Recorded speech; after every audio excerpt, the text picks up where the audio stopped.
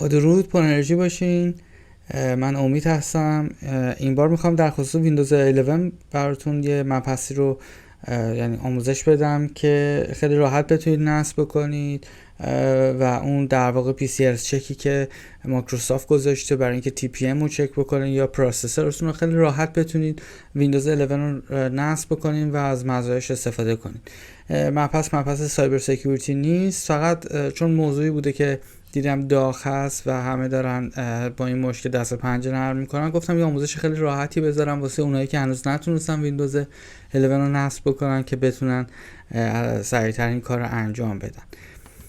خب موردی که هست در ویندوز 11 اینه که شما باید اول ویندوز 11 رو از سایت مایکروسافت دانلود کنید و بعد از اینکه از سایت مایکروسافت دانلود کردید یه ایزوی هست، مثل در واقع همین ایزویی که من الان دانلود کردم، حدودا حجمش 5 گیگابایت هست و بیلدش هم که بیلی هستش که الان ملاحظه میکنید.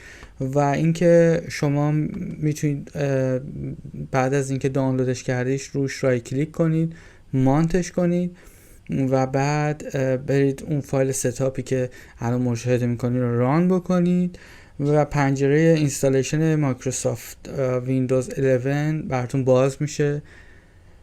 نکته‌ای که هست اینه که یه قسمتی الان اینجا دارم همونطور که نگاه میکنید نمیشه change how setup downloads updates. شما روی این کلیک میکنید، اگر این کار نکنید نکس بزنید، میره از اینترنتتون استفاده میکنه و آپدیت های یه سری آپدیت میگیره واسه اینکه ویندوزتون رو نصب بکنه که بعدا میتونید این کار رو انجام بدید. یعنی این به خاطر اینه که ویندوز 10 تون با آخرین آپدیت به ویندوز 11 در واقع ارتقا پیدا کنه. به هر حال الان رو دکمه change ها setup download updates کلیک میکنید و بعد not right now رو کلیک میکنید مجدد و بعد next رو میزنید. توی این بخش بعد از که next رو زدین checking your PC در واقع داره هاردورتون یه جورایی چک میکنه که ببینید علاوه دیسک، سایز رو دیسک، CPU و یا همه چیزهایی که لازمه قبل از اینکه ویندوز 11 نصب بشه و به مشکلی بر نخوریم بعد از نصب اینجا چک میشه. من خواستم یه خطایی رو براتون در واقع جنریت بکنم، یعنی شبیه سازی بکنم، سیمولیت کنم که ممکنه به غیر از مشکل CPU و TPM به این مشکل هم بر بخورین که مربوط به دیسک است که خب این یه مشکلی که شاید بهش بر بخورید و اون وقت دوچار این بشی خب حالا اینو چیکار کنم. من سعی کنم این موضوع رو بگم جونم تو همین مبحث که شما یاد بگیرید به راحتی بتونید این رو پچ بکنید. خب حالا منتظرم این که این ارور براتون بیاد که بتونیم بهتون بگم چی هست و چی کار باید کرد. مربوط به رزرو پارتیشن میشه، هولوش 100 میگم فضاشه. ببینید این الان ارور هست. حالا اینجا جالبه که هایت شده، حالا من براتون دوباره میارمش. ناکن اینجا چیزی که نوشته we couldn't update the system reserved partition. این پارتیشن وجود داره ولی مانتش هم حالا من میکنم ولی مشکلیه که حالا با دستورالعملی که تو اینترنت ببینید حل نمیشه. یعنی که فقط راه حلش یه راه حل ساده است که آخر همین موضوع بهتون آموزش میدم تو همین کامندی که برای داس میزنیم. در واقع همون دیلیت فایلاست توی که به صورت فونت هست. ببینید الان پارتیشن میرم با CMD رو حتما با ران از ادمینستریتور باز کنید و از دستورایی که استفاده میکنم رو با دقت عین همین دستور رو وارد کنید. مانت، ببخشید اینجا اشتباه زدم، مانت وای (/s). خب الان ما درایو وای رو مانت کردم. خب حالا بریم وارد درایوش بشیم. دستورش که مشخصه، یه دونه فولدر EFI داره، وارد EFI میشم.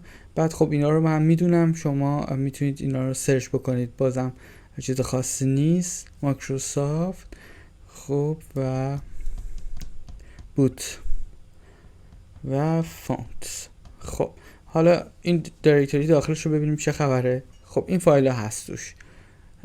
خب حالا میریم ببینیم فضای خالیش هم براتون اونجا نوشته بود چقدر هست. حالا باز میخوام این دستورالعملی که تو اینترنت اگه سرچ بکنید هست رو بزنید چه اتفاقی میفته.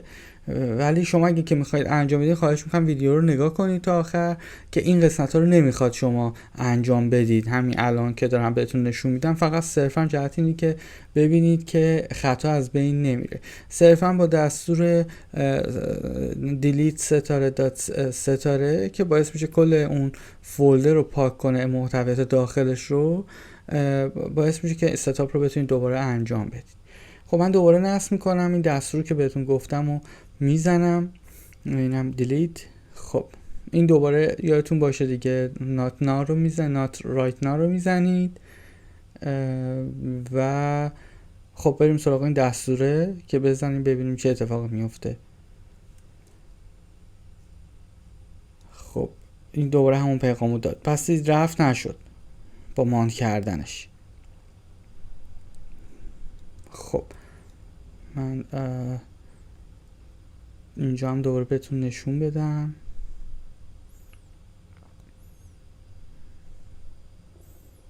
خب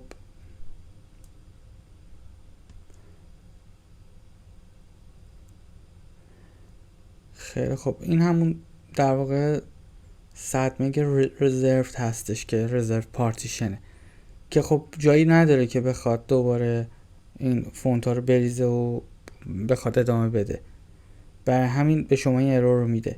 خب حالا پس به اون دستوری که بهتون گفتم دیلیت، تمام محتویات رو دیلیت میکنیم. ستاره یعنی چی؟ هر چیزی با هر پسوندی که توش هست دیلیت شه. الان ازتون میپرسه این کار رو بکنیم که میزنیم بله. خب دوباره بک میزنم، دوباره نکس. خب حالا الان میره دقیقا تو اون مسیری که باید سخت افزارتون رو چک بکنه. خب اگر اینجا نگاه بکنید دیگه گیر به سخت افزارتون نداد، به همین راحتی، در صورتی که اینجا باید گیر میداد به سی پی یو من. حالا سی پی یو من چیه؟ کانفیگش در واقع یه چیزی به این شکله.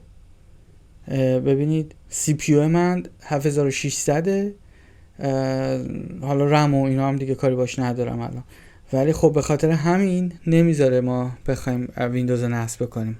حالا برای اینکه بتونیم ویندوز رو نصب کنیم چی کار کردم؟ اومدم یه دستور خیلی ساده تو رجستری استفاده کردم که بخوام نصب رو انجام بدم. شما اگر نگاه کنید الان من میرم تو رجستری که بهتون نشون بدم چی هست و چجوری باید از این استفاده بکنید. ببینید میرید رو رجستری لازم هم نیست ران از ادمنستریتورش بکنید. بعد میرید تو کامپیوتر HK لوکال ماشین سیستم ستاپ مو ستاپ، دقیقا مثل همین بخشی که شما دارید میبینید. بعد دقیقا عین همین allow upgrades with unsupported TPM or CPU، دقیقا مثل همین لطفا تایپ بکنید، یعنی حروف ها بزرگ به همین شکل. یه دیتا انتری ازتون میخواد، ولیو میخواد، اون ولیو رو هم 1 بذارید. حالا به چه صورت انجام میشه که من قبلا انجام دادم، به خاطر همین دیگه ولیدیتی رو انجام نمیده. فقط شاخه هم نگاه کنید، تو خود روت شاخه هست، اینم مقداری که ولیو نیمی که دادم، اینم ولیو دیتا، حتما هم بیسش رو هگزادسیمال باشه. عدد 1 رو وارد میکنید و بعد اوکی رو میزنید. این کار رو قبل از این که اصلا بخواید بیایید انجام بدید، یعنی نصب ویندوز انجام بدید، بیاید این کارو بکنید. همونطوری که دیدین اینجا دیگه به من اروری نداد چون من قبلش این کارو کرده بودم. برای همین دیگه شما نمیدیدید اونجا که بخواد بیاد به سی پی یو گیر بده یا با تی پی ام گیر بده یا هر چیز دیگه. البته فقط همین دوتا مد نظرم بود. به همین راحتی شما میتونید نصب ویندوز رو انجام بدید انگار که واقعا کامپیوترتون هست، فقط با یه مشکل رزرو برخوردید. اینم طریقه نصبش 32 بیت دیورد میسازید، 32 بیت ولیوهاش هم که دقیقاً دادم. سعی میکنم تو اون قسمت پایین یوتیوب هم براتون بذارم، تو کپشنش نگاه کنید، میتونید اونجا اطلاعات مربوطتون رو لازمتون رو بردارین که چه مقداری رو میخواین استفاده بکنین، دقیقاً با کپی پیست میتونید این کار رو انجام بدین. کامندارم براتون میذارم که از اونها هم بتونید به راحتی استفاده کنید و در واقع دیگه اشتباهی انجام نشه، ولی سعی کنید از کامنده استفاده کنید تا بهتر یاد بگیرین. اتفاق خاصی نمیفته، فقط یادتون باشه تو ریجستری چیز رو همینطوری پاک نکنید.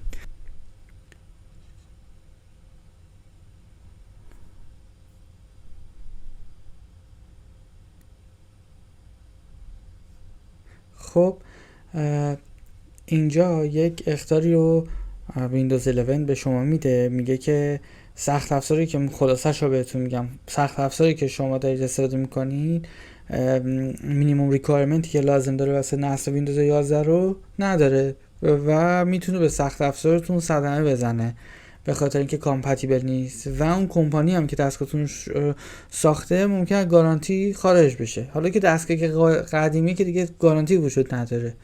حالا دیگه اینجا تصمیمش با شماست که میخواید نصب کنید یا نمیخواید نصب کنید. من یکم اینجا مکس میکنم، در این حالی که توضیحاتی میدم شما هم بخونین و ازتون میخواد که اینو اکسپت بکنین و بگین من متوجه شدم شما چی داری میگی، اکسپت رو بزن و رفرش کن. تمام.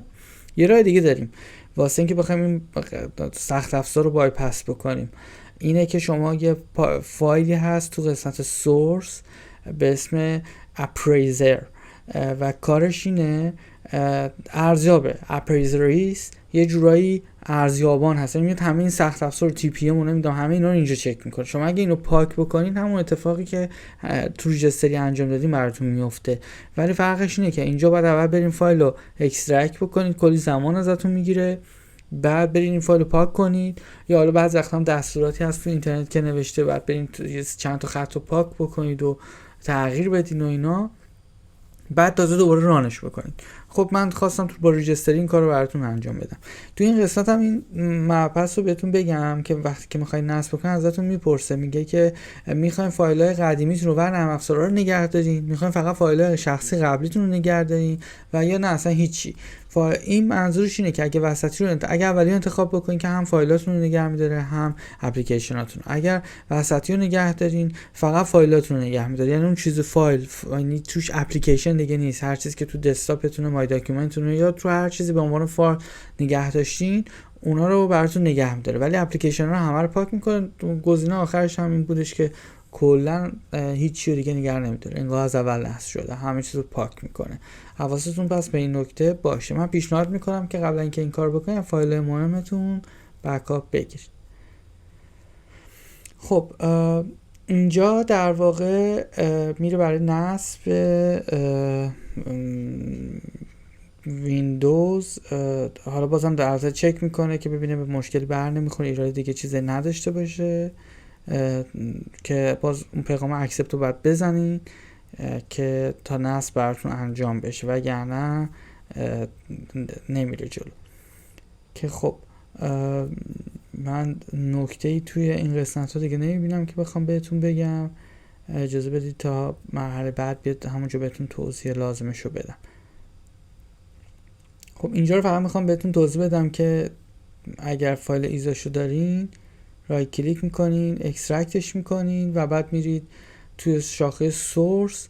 حالا مثلا اگه رفته باشید دایرکتوریش به این شکل میشه که میبینید، یعنی اگه اکسترکت کرده باشید میرید توی شاخه سورسز، بعد اون فایل رو پاکش میکنی، اپریزریس رو پاک میکنی.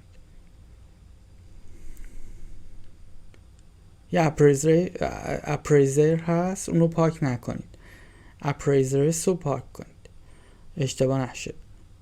اینستال رو میزنید. البته میگم شما دیگه لازم ندارید این کار رو بکنید، ببینید به همین راحتی وارد نصب میشه.